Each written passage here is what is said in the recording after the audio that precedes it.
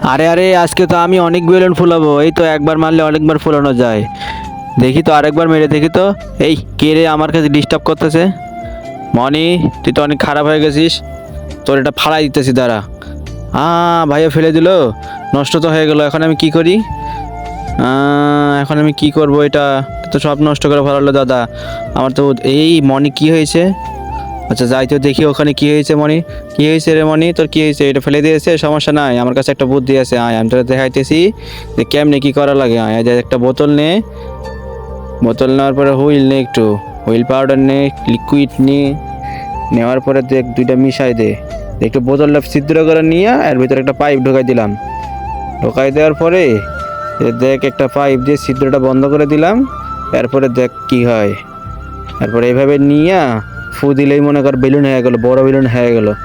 এরকম করে তো আর পারবি না, এটা তো অনেক ভালো আগের থেকে।